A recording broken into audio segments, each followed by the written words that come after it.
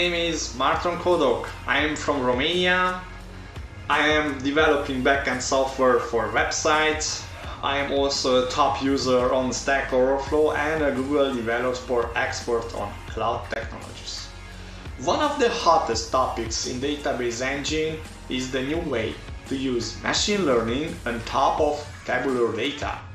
In this demo-driven session, we are going to demonstrate how to build, train, predict, even recommend from your machine learning models using SQL language. By end of the session, you will learn how to use the create model SQL statement to build machine learning models to cluster, recommend, or forecast. Also, you will see one of the interesting features like importing a Tensorflow model for prediction in Bigquery.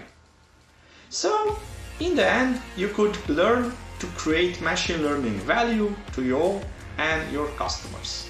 Thanks for watching.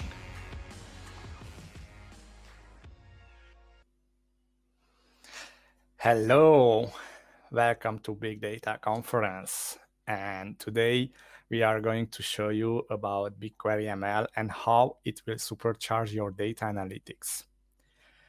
My name is Marton Kodok, and as you heard in the introduction video, I'm among the top Romanian users on Stack Overflow. We will find later the slides on SlideShare. You can contact me either on Twitter or you can see me under Pentium 10 for GitHub and Stack Overflow. Let's dive into our session today.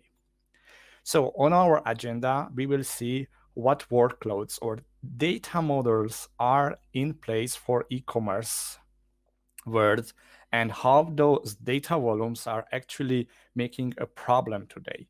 And how do you reserve and supercharge your analytics based on those? We will see what is BigQuery and what is BigQuery ML. It's a machine learning initiative using the SQL language.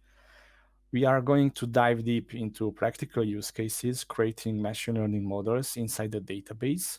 And we are going to see how to predict, recommend, and forecast with BigQuery ML.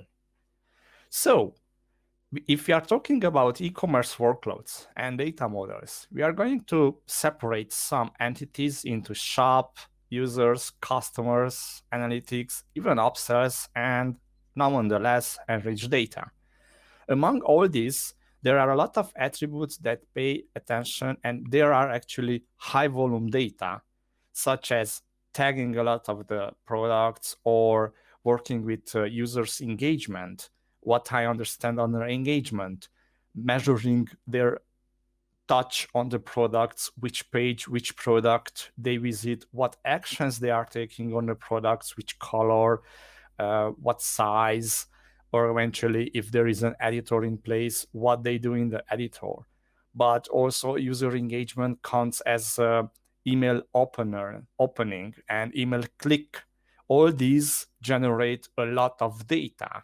And in order to concentrate all these data on attributes and metrics about the users, you are going to need a database that actually stores all kind of data, and you are truly be able to do a feedback system with eventually 360 customers feedback system.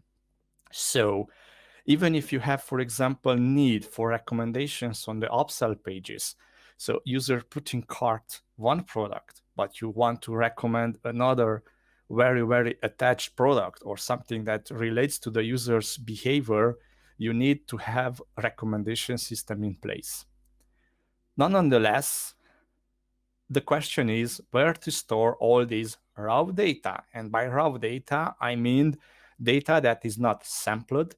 It has all the attributes that you had in the development area in your objects, like a developer to store all the JSON or serialize an object and have that data available for later analytics. Google BigQuery is an answer to this problem. Google BigQuery is a Google Cloud Platform product and lives in the cloud. So essentially, when you have let's say an application on on-premise servers, you will have an SQL database that's locally to you, and the application will stream or will load the data to BigQuery, which is an external system. What is BigQuery? BigQuery is a data warehouse in the cloud. It means that you don't have need for a sysadmin. It's a managed service on the Google Cloud Platform. It has a familiar DB structure with table, columns, views, and nonetheless nested structures and JSON, which is now important to address all kind of new features that you want to add and to touch the NoSQL world. As it's a managed service, it has a price based on the usage. The usage price is that storage $20 for a terabyte and queries is 5 for terabyte analyzed. It's extremely affordable as it's ready for petabyte scale, and it has rich functionalities, which names that it's SQL 2011 standard. It has ability to define JavaScript functions, which I, as a developer, very like, as defining a user-defined function in JavaScript. It's have some feature. You can take inline, let's say, a natural language analyzer function in JavaScript, and you can put it inside your database, and you can sentiment analyze all your contents from the tabular data structure you have. Today, we are going to see how BigQuery Machine Learning ML enables users to create machine learning models. Of course, as it's a GCP product, it integrates with Cloud SQL or storage or Google Sheets and all the PubSub connectors. Let's see what is BigQuery's superpower. So here is a screenshot about the console that BigQuery has in the GCP portal. There is a table that was put together by the Google's team for retail petabytes database. And as you see here, the database has 1.1 petabyte size. And we are looking for the entries of one customer. Here is a customer key. You will see that the query took 2.8 seconds. Of course, it's seconds, but as you see, it's for a petabyte scale. And this is something that's superpower of the BigQuery. Amazing job you did there, Google guys, engineers. So, loading data into BigQuery. Just quickly to show what kind of opportunities you have when you want to try out first, or you want to try out a new feature, how to load data into BigQuery. Of course, you can load from file. You have 5 terabyte size limit, which is extremely good for the scale, for absolute petabyte scale ready. And also the streaming rows, for example, it's very important because if you have an event-driven approach or you have an IoT device that generates data like the system is able to actually ingest 1 million rows per second, which is extremely huge. You are able to use functions or lambdas in order to address all kind of observer-based imports. One of my favorite features is that you are able to join with the SQL system, with the Cloud SQL system. And that means that you can join with MySQL and Postgres databases. I will show you a syntax for that. And that's extremely useful. Also, you have pipelines. You can export connected services. It has deep integration with Firebase. So automatically you get your analytics, messaging, and all predictions from Firebase exported into BigQuery as raw data, which you can further analyze it. So capturing the data, a couple of slides about how easy it is to get going. Data pipeline, here we have a data pipeline integration at Rea.net, our company. What I wanted to show you here is that we have our systems on the far left, and on the far right, we have the data analyst and the reporting system and the people that actually use this system. We have the system as a web page with front-end platform services. We have implemented event sourcing, and we also stream metrics, logs, and streaming to a component which we used Fluentd. It's an open source component which lets you set up routes for your data. And we had set up 3 routes. One route is that it's going to our application server, like forwarding locally. The other is it forwards to BigQuery. And the third one is forwards to cloud storage as an archive.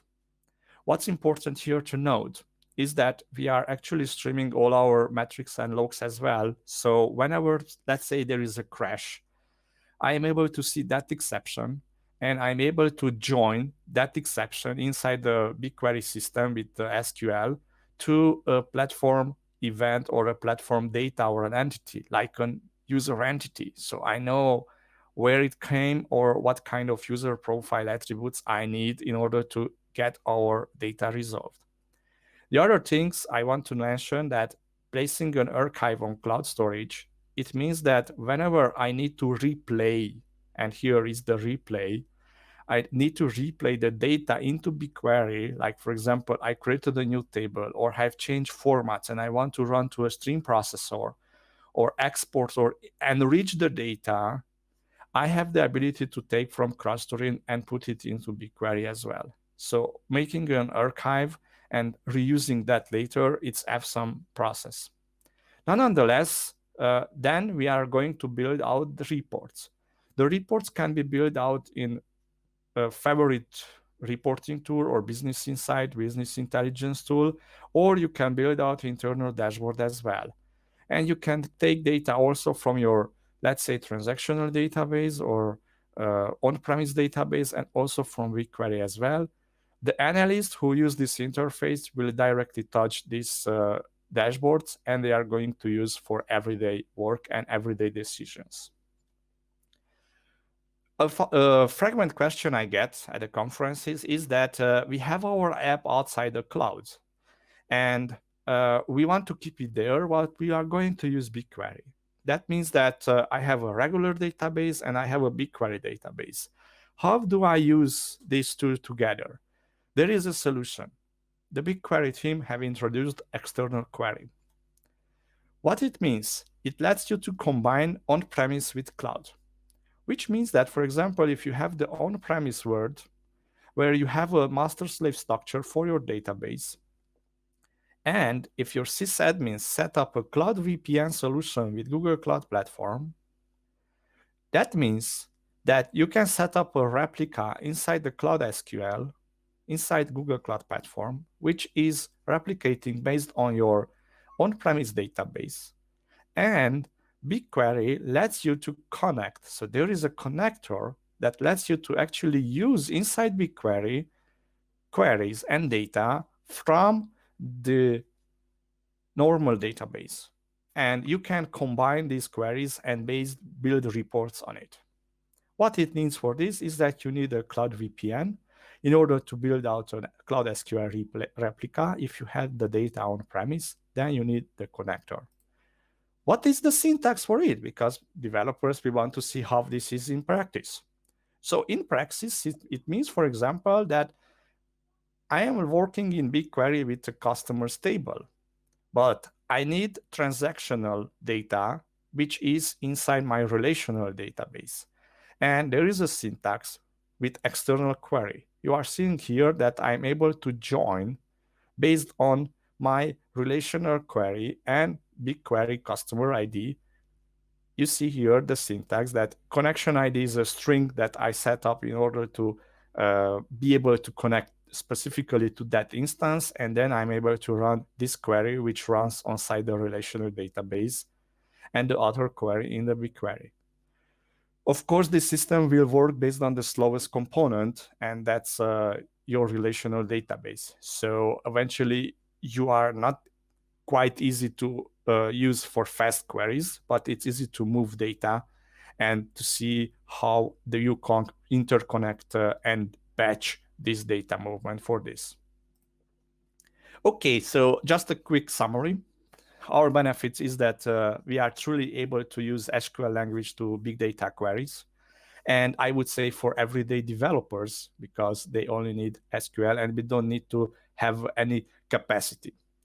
Ad hoc queries are enabled inside your organization because your analyst and sales can actually use drag and drop tools or build out unoptimized queries, and BigQuery is able to handle that on petabyte scale.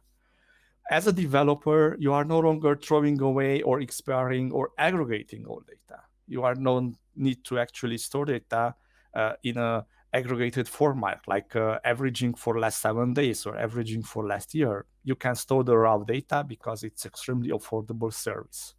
And it's serverless. So you know what means sysadmins, because you also don't run out of you don't run out of resources. You don't need to provision deploy anything like number of nodes. Everything goes on the managed platform. And of course, you don't need to manage large scale execution plan, which means that there is not process that you start and in 4 hours you get, for example, heat up of space, which is not in BigQuery. It runs the query and you have the data.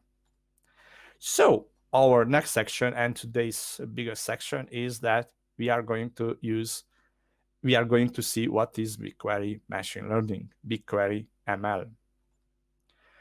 BigQuery ML is a new language construct that lets you enabling machine learning inside the SQL database.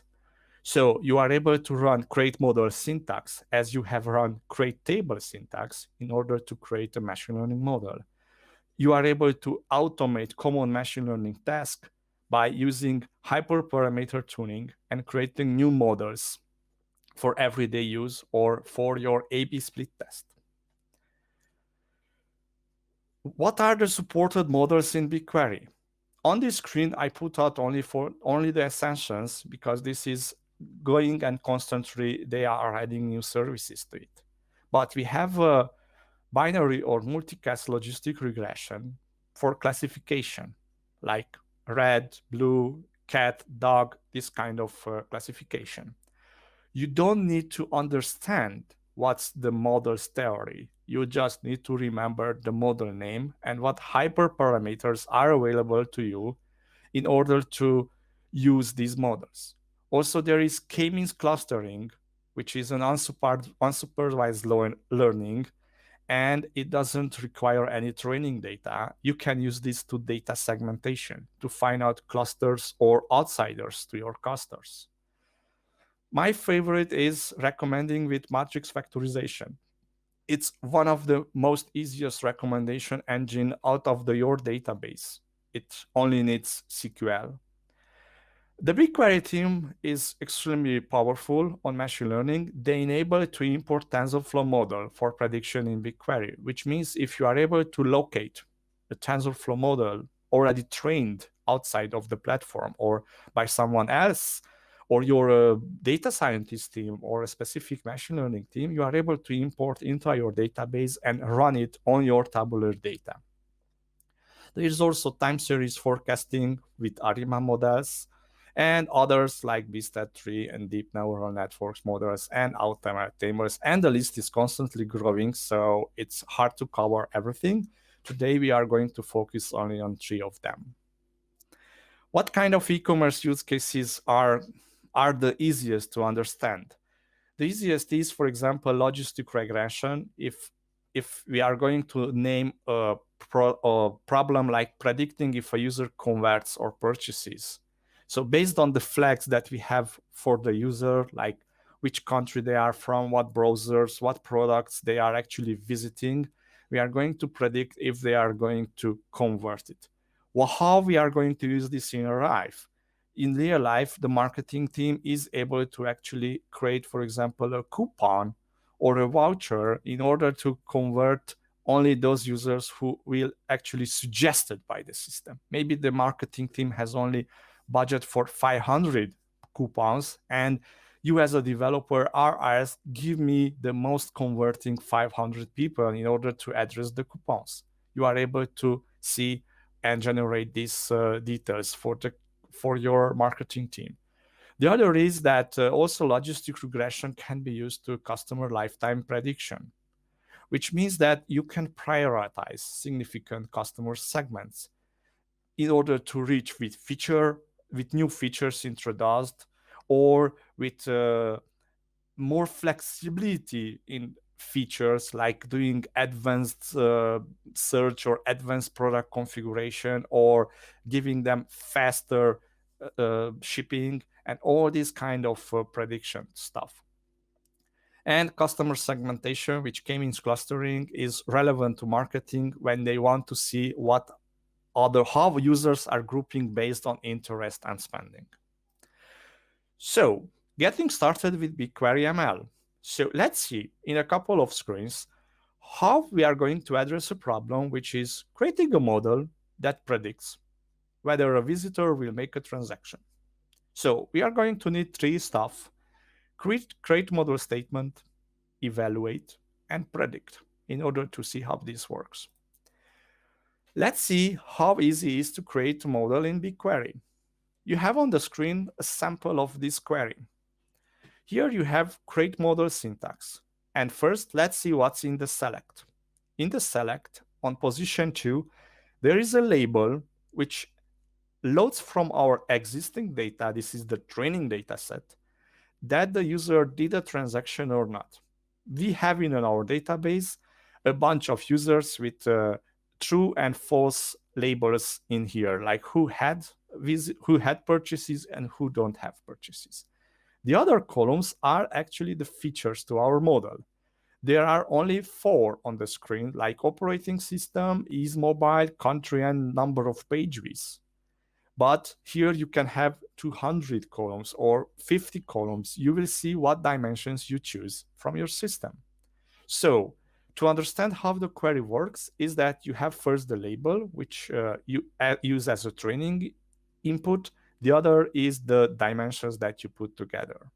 And a time frame, which you actually use, for example, last month. You are going to use last month's data in order to train a fresh model and not from 2 years ago data.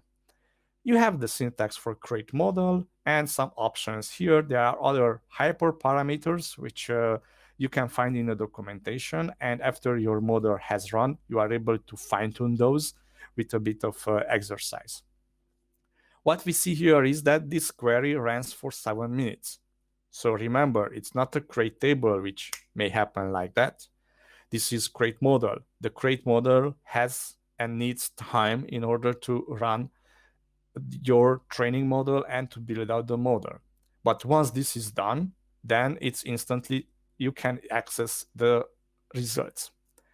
By evaluating your model, there is a special syntax like select from ML evaluate and your model, and then you have a subselect based on a different data and a different segment of your data with the same structure, and you are able to get a precision and other numbers. The precision in my example is 46%, which you may consider low, but it was just a few examples with only 4 dimensions. And I also need to mention it that you don't need 95 precision. It's good if you have it, but we are working on tabular data and not image recognition. On image recognition, it's good to be close to the 99% of precision. In tabular data, I would say from my experience that around 60, 70%, it's giving a good results for your queries. Once you have the evaluation, you can predict. How do you predict? I'll start first with the select. In the select, there is no longer a label column because that's the output of this query. You have all the dimensions that you have created previously, and these dimensions are the input for the prediction. You may wonder that if the user has 200 or your model has 200 dimensions, the user, as they advance further in your product flow, they have only 20 or 30 fields available. The rest of the fields is null. Indeed, that's the situation. So that's how a model works. And if you are recommending too early, you have a bunch of nulls. If you're recommending too later, you have all the model fulfilled and it's better precision. You can eventually try to recommend and predict with this model early, which you have a probability of low, and later with probability high. You will get the output that 68% will convert into the flow, and these were the inputs. You may ask that I have used here a from statement, but remember, you can put this in line as well, because in SQL you can select Lithuania as country in line, and the same with your current user in the flow, you can put that in line for the user, and then you get only one suggestion. Going further, let's analyze another model, which is Kmeans clustering. I won't go too much deep into what this does. Again, we have the create model, we have Kmeans as a model type, we have some specific functions for Kmeans clustering, like the centroid in order to be able to plot the centroid values. And we have some defaults and all the hyperparameters that you are able to tune and get out a better model for you. Kmeans clustering, if we are going to want to see how data is being clustered, we need dimensions. And here people frequently ask me that how do I create a feature? You are able to encode in yes, no, or true, false system that, for example, if it has a coffee maker, or it has internet, or it has minibar. I see that they are all false here, but sorry, that's a screen share. That's a screenshot. But you are able to convert this if they have it. And that's actually your encoded data. And then you can apply clustering on it. After you apply clustering, you will get raw data back in rows, and you need to plot it. In order to plot it, you need to further analyze your problem and use the centroid function to plot the centroid, and then to actually plot based on distance the other plots. What you will observe from here that you are able to identify oddities that, for example, are far from your data set, or you are able to, based on a radius, target and use the users that are strong to your centroid and address that in your application logic, all straight from the database with a bit of queries put together. The third model, which we are going to feature today, is matrix factorization. Of course, you have the model type, recommend as a new function. You have also weights for your dimensions and other features in order to use this model inside your database. This matrix factorization is a strong tool for market campaign optimization, and it's very easy to understand, which is going to follow in the next slide. So, problem definition. Let's imagine we have numbers inside the database, and we have users, and we have the products. For each product, we are able to create a matrix. And we are going to see that, for example, coffee in our example, it's not used by these people, or it's not used at all inside our product system. So the marketing team comes out that I want to enhance product coffee and to recommend the product coffee. So what it means that we are going to use matrix factorization. Matrix factorization, in other words, it's assigning values for previously unknown values. So we have a bunch of zeros, and the zeros is being converted to a number. Yeah, so developers, once they don't have any more zeros and they have numbers, they can order the database. They can order based on coffee results, which users are the top users for coffee recommendation. And this can be used by the marketing system and the flow in your, let's say, website or mobile application to see that I need to show coffee as a recommendation inside the system or not. Or the other ways, you can name that I formulated my problem around the product, but you can also formulate around the user. You can, for example, pick John and recommend based on the numbers that are returned for the John, like which are the top products that John doesn't have and I need to recommend it. How it works, we have a create model. We have only 3 columns as an input. We are the user, the item, which is the product, and the rating. You need to combine this into a subquery somehow, because you need to combine ads as a matrix. Then we are going to use recommend. The recommend will return a a rating for each user item pair. So when you run first this query, it will return you every possible combination. So it's a huge data set, which is not quite recommended to do firstly. But you are able to further add where conditions based on the user, and then you will get only for that specific user. And the last model is time series forecasting for ARIMA. What we have here is that, again, the model type ARIMA and other functions like forecasting, you can here add all kind of forecasting data, and you can get a forecast with in the future. So, for example, when after you have built out your model, you are able to forecast for the next slots. They are called horizon. And the syntax is that I want to forecast the timestamp, which is, let's say, the X scale on the chart, and the forecasted value, which is the I scale on the chart. And the forecast query, it adds you the model, and you see here the horizon, and you are able to see the confidence level. What this means, the 300 is, that means I need 300 dots, or I want 300 dots in the future. Based on your model's cadence, like daily, weekly, or annular data, you are able to recommend this and forecast it to the future. Now, nonetheless, you are able to use Tensorflow. By using Tensorflow, you are able to upload your Tensorflow folder into Google Cloud Storage, and you are able to reference this inside your query, and you are able to use all your data, on your tabular data inside your database. So this actually opens out to use machine learning straight from your database for whatever TensorFlow models you have. I want to showcase you that people that are in machine learning, they are using Jupyter Notebook in order to run a couple of analyses, and Google Drives offer this inside the collaborative extra menu as a free service. So make sure that you try out this Epson feature. BigQuery UI also offers you a lot of evaluation charts and metrics that you are going to need in order to analyze your model. Conclusions.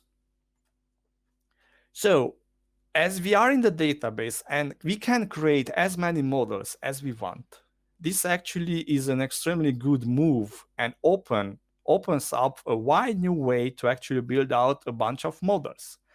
So if you have a new dimension or new data, you are able to run this process daily. You can determine hyperparameters, you can tune a couple of values there, and actually see if the model is performing better or worse.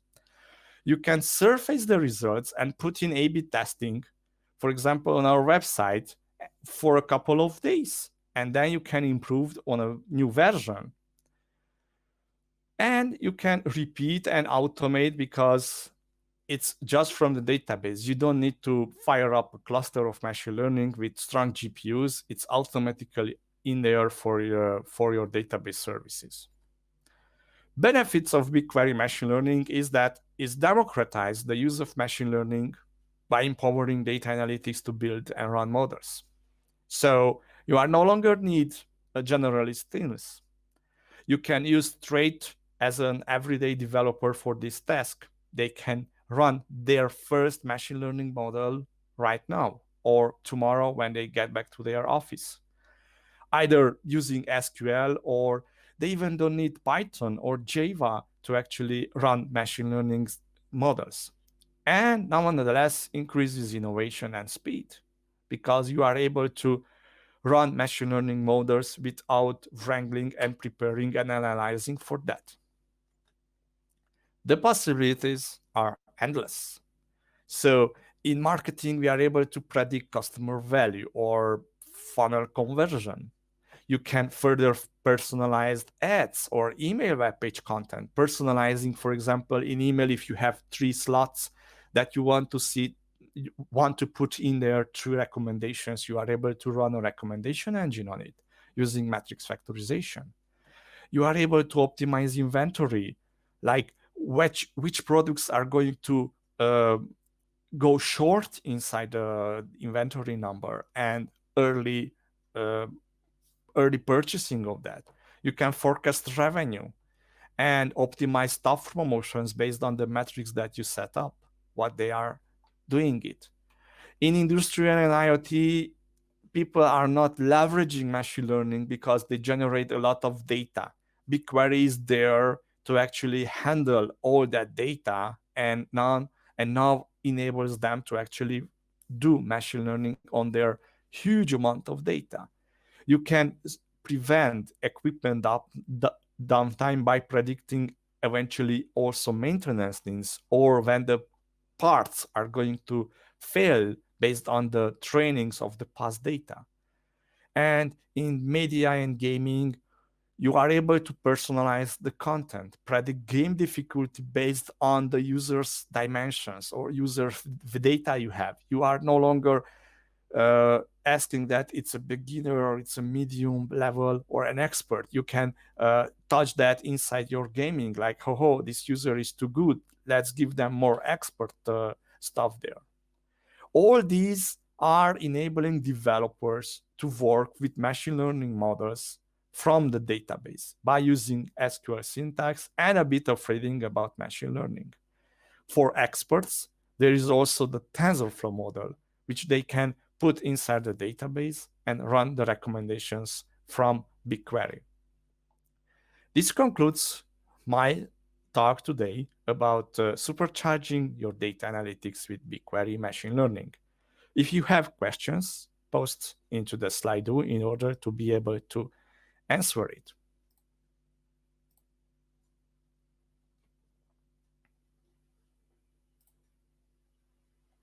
So there is one question. What is opinion about the future of BigQueries in machine learning? So my opinion is that they add every month a new model.